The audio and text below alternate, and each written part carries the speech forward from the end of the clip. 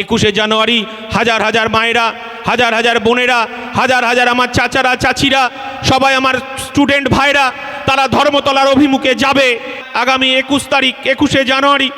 আপনারা দেখেছেন যে আমাদের পার্টির প্রতিষ্ঠা দিবস আছে, কলকাতায় পার্টির প্রতিষ্ঠা দিবস শহীদ মিনারে। আমি এটুকু বলবো, যারা আমডাঙ্গার স্টুডেন্ট যারা আছেন তাদের পরিবারকে, আত্মীয় স্বজন, বন্ধু বান্ধবকে সকলকে নিয়ে আমাদের ধর্মতলায় উপস্থিত হতে হবে এবং রেকর্ড ভাঙতে হবে যে একটা সময় আমডাঙ্গা কৃষি প্রধান এলাকা, তার অধিকার ছিল, তার বেঁচে থাকার লড়াইয়ের কথা বলার অধিকার ছিল। এই তৃণমূল সরকার এখানকার মানুষের কথা বলার অধিকারটাকেও কেড়ে নিয়েছে। কারণ পঞ্চায়েতের অধিকার কেড়ে নিয়েছে তৃণমূল অনেক দিন আগেই। কারণ এখানে মাটি ব্যবসা শুরু হয়েছে, এখানে জব কার্ডের অধিকার কেড়ে নেওয়া হয়েছে। আর প্রধানমন্ত্রী আবাস যোজনা, দিদিমণি মানে আমাদের মাননীয় মুখ্যমন্ত্রী যে আবাস যোজনা দিচ্ছেন, আপনারা জানেন সেই আবাস যোজনার অবস্থা কোথায়। তৃণমূলের সিন্ডিকেট বাহিনী তার লিস্টে তাদের নাম উঠেছে। আমরা বলছি মানুষের অধিকারকে ফেরত দিতে হবে। আমার দলের চেয়ারম্যান প্রধান বক্তা হিসেবে ধর্মতলায় উপস্থিত থাকবেন। আপনারা দেখেছেন বিগত দিনে এই রাজ্যের মুখ্যমন্ত্রী, এই রাজ্যের পুলিশ মন্ত্রী, এই রাজ্যের শিক্ষামন্ত্রী আমাদেরকে নানানভাবে আটকানোর চেষ্টা করেছেন। আমাদেরকে 42 দিন 2023 সালে জেল খাটিয়েছেন। মমতা বন্দ্যোপাধ্যায় ভেবেছিলেন যে ধমকে চমকে হয়তো আইএসএফকে আটকাবেন, অত সোজা আবার 2025 সালে এই বাংলার লাখো লাখো মানুষ, খেটে খাওয়া শ্রমজীবী মানুষ তৃণমূলের রক্তচক্ষুকে উপেক্ষা করে, তৃণমূলের সন্ত্রাসকে উপেক্ষা করে 21 তারিখে সকাল থেকেই ধর্মতলায় লাখো লাখো মানুষ উপস্থিত হবে। আর এই আমডাঙ্গা থেকে স্টুডেন্ট ফান্ডকেও দায়িত্ব নিতে হবে। এই আমডাঙ্গায় তার পরিবার, আত্মীয় স্বজন, বন্ধু বান্ধবকে বাসে, ট্রামে, ট্রেনে আমরা বিরিয়ানির প্যাকেট দিতে পারবো না, আমরা গাড়ি দিতে পারবো না। আপনাদেরকে দায়িত্ব নিয়ে হাজার হাজার মানুষ এই আমডাঙ্গা থেকে তাদের অধিকার ফিরে পাওয়ার দাবি নিয়ে নওশাদ সিদ্দিকীর জনসভায় ধর্মতলার শহীদ মিনারে উপস্থিত হবে। এই দায়িত্ব স্টুডেন্ট ফান্ডকে দায়িত্ব নিতে হবে। আমরা জানি স্টুডেন্ট ফান্ড লড়াই করতে জানে, স্টুডেন্ট ফান্ড লড়াইয়ের ময়দানে আছে। আমরা দেখেছি তিলোত্তমার তার বিচারের দাবিতে যেদিন আমরা দেখলাম যে এই মমতা বন্দ্যোপাধ্যায়ের পুলিশ প্রশাসন এবং নরেন্দ্র মোদীর সিবিআই, অমিত শাহ সিবিআই যেদিনকে সন্দীপ ঘোষকে ছেড়ে দিল, আমরা সেদিনকে বুঝতে পেরে গিয়েছিলাম যে সিবিআই আর মমতা বন্দ্যোপাধ্যায়ের প্রশাসনের মধ্যে সেটিং তত্ত্ব চলে এসেছে। সেদিন আমার স্টুডেন্ট ফ্রন্টের ভাইরা, আমার স্টুডেন্ট ফ্রন্টের যোদ্ধারা সেদিন সিজিও কমপ্লেক্সে সিবিআই দপ্তরে সেদিনকে উপস্থিত হওয়ার আগেই তাদেরকে এই রাজ্যের মুখ্যমন্ত্রীর পুলিশ তাদেরকে গ্রেপ্তার করেছিল। সেদিনকে আমরা বুঝে গিয়েছিলাম যে সেটিংটা কোথায়। আমার তিলোত্তমার বিচার পাবে না, কিন্তু যতদিন না বিচার পাবে ততদিন নওশাদ বাহিনী রাস্তায় থাকবে, ততদিন নওশাদ বাহিনী রাস্তায় থেকেই মুখ্যমন্ত্রীর বিরুদ্ধে আঙুল তুলে বলবো, রাজা তোর কাপড় কোথায়। কারণ এই রাজ্যের মুখ্যমন্ত্রী তিনি প্রশাসনটাকে উলঙ্গ করে ফেলেছেন, তার পুলিশ প্রশাসনটাকে পার্টির সঙ্গে মিশিয়ে ফেলেছেন, গরিব মানুষের অধিকার কেড়ে নিয়েছেন, গরিব মানুষের, আদিবাসী মানুষের জল জমি জঙ্গলের অধিকার কেড়ে নিয়েছে। আজকে এই আমডাঙ্গায় কৃষি প্রধান এলাকায় এইখানে একটা কোল্ড স্টোরেজ নেই। এখানকার কৃষকরা তার ক্ষেতের ফুলকপি খেতেই কুচিয়ে দিচ্ছে। কৃষকদের অবস্থা খুব খারাপ।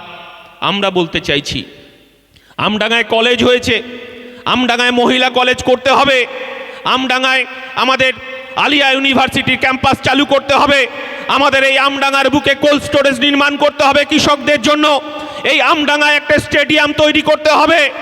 আমরা বলতে চাইছি পুলিশ প্রশাসনকে আরও ঢেলে সাজাতে হবে। কারণ প্রত্যন্ত গ্রাম, এই প্রত্যন্ত গ্রামের মধ্যে পুলিশ প্রশাসন অনেক জায়গায় পৌঁছাতে পারেনি, সেখানে অনেক খারাপ কাজ শুরু হয়।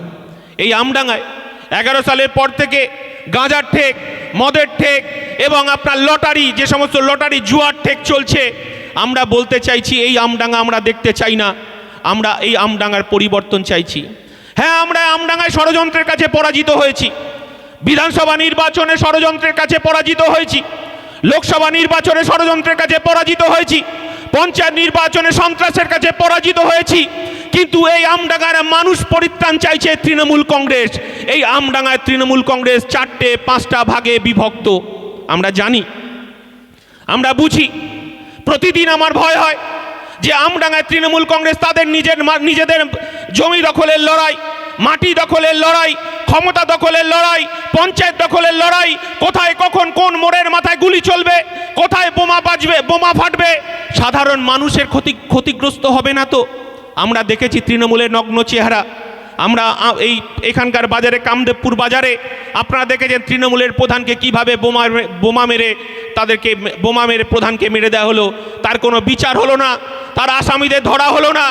কারণ আমরা জানি যে এই আসামিদের ধরতে পারবেন না, কারণ তাদের দলের ভেতরেই এই আসামিরা লুকিয়ে রয়েছে। অর্থাৎ আমডাঙ্গায় 2011 সালের ক্ষমতার পরিবর্তনের পরেই হাত কাটা নুলো, কান কাটা ভুলো, যারা অসামাজিক কাজকর্মের সঙ্গে যুক্ত আছে তাদের নিজেদের সরকারকে বেছে নিয়েছে, তাদের নিজেদের এমএলএকে বেছে নিয়েছে, তাদের এমপিকে বেছে নিয়েছে। আমরা দেখেছি রাহানা, কিছুদিন আগে রাহানা মাদ্রাসায় যে দুর্নীতি, রাহানা মাদ্রাসায় যে কোটি কোটি টাকার দুর্নীতি, এবং যে যারা আবাসিকরা থাকে সেই আবাসিকদেরকে ভাঙিয়ে যেভাবে কোটি কোটি টাকার দুর্নীতি, আমরা তার প্রতিবাদ করেছিলাম। সেই সঙ্গে সঙ্গে আমরা দেখেছি যে এই মাদ্রাসার সঙ্গে যারা তৃণমূলের সঙ্গে যুক্ত ছিল, আমার দলের চেয়ারম্যান তাদেরকে সাসপেন্ড করে দিয়েছে সঙ্গে সঙ্গে। আমরা অন্যায়ের সঙ্গে কোনো আপোষ করব না, আমরা প্রতিবাদ করব, প্রতিবাদে আছি, প্রতিবাদ থাকব। দুষ্টু গরুর থেকে শূন্য গোয়াল অনেক ভালো, আমার দলের চেয়ারম্যান এই কথাটা বলেছেন। লড়াই হবে একজন। বিধানসভায় যেমন 294 জন এমএলএ আছেন, 294 জন, তার মধ্যে আপনারা দেখেছেন 77 জন বিজেপির। এই রাজ্যের বিরোধী শক্তি বিজেপি, কিন্তু বিধানসভায় আমরা দেখলাম তৃণমূলের আসলে যাহাই তৃণমূল তাহাই বিজেপি, যাহাই বিজেপি তাই তৃণমূল, কে যে কখন কোন পার্টিটা করে বোঝা মুশকিল।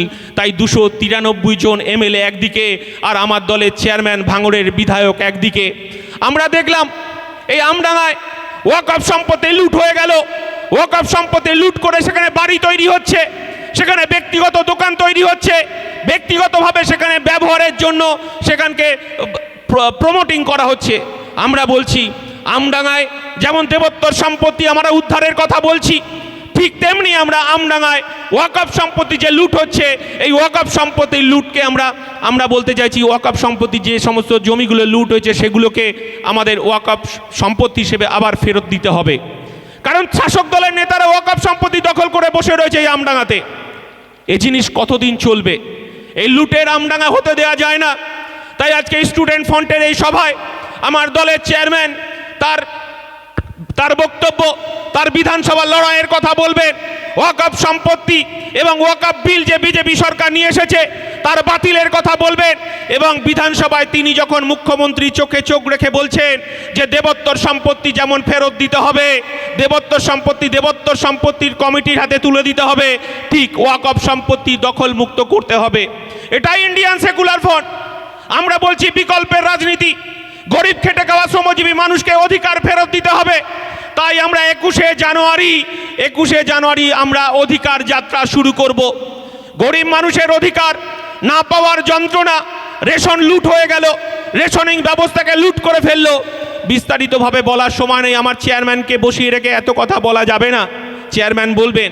আমরা বলতে চাইছি যে আবাস যোজনা গরিব, সে তৃণমূল হতে পারে, বিজেপি হতে পারে, কংগ্রেস হতে পারে, সিপিএম হতে পারে, আইএসএফ হতে পারে, যার প্রকৃত আবাস যোজনা পাওয়ার যোগ্যতা আছে তাকে আবাস যোজনা দিতে হবে, সেই কথাও আমার দলের চেয়ারম্যান আজকে বলবেন। আমরা অধিকার যাত্রার ডাক দিয়েছি ধর্মতলায়, শহীদ মিনারে লাখো লাখো মানুষ সেদিনকে উপস্থিত হবে আমাদের দলের চেয়ারম্যান আমাদের দলের বার্তা শোনার জন্য। 21 তারিখের পর সারা রাজ্যে আমাদের পাড়ায় পাড়ায়, মহল্লায় মহল্লায়, আমাদের বিধানসভায়, পৌরসভায়, প্রত্যেকটা পাড়ায় পাড়ায় আমাদের অধিকার যাত্রা বেরোবে। আমি বলবো আমডাঙ্গার মানুষকে আমডাঙ্গার পরিবর্তন করতেই হবে 2026 সালে, কারণ আমডাঙ্গাকে আর শেষ হতে দেওয়া যায় না। আমরা চোখের সামনে দেখছি আমডাঙ্গাকে শেষ হয়ে যেতে। আমি এই আমডাঙ্গার পুলিশ প্রশাসনকে বলবো তারা সততার সঙ্গে কাজ করছেন এখনো পর্যন্ত আমরা জানি, এবং আপনাদেরকে বলবো আপনাদের আরেকটু সজাগ হতে হবে। আমডাঙ্গাকে মদ মুক্ত করতে হবে, আমডাঙ্গাকে গাঁজা মুক্ত করতে হবে, আমডাঙ্গাকে ওই জুয়া খেলে না 60টা জুয়া, সেই 60টা জুয়াকে বন্ধ করতে হবে। আমরা আগামী দিনে নতুন আমডাঙ্গাকে দেখতে পাবো।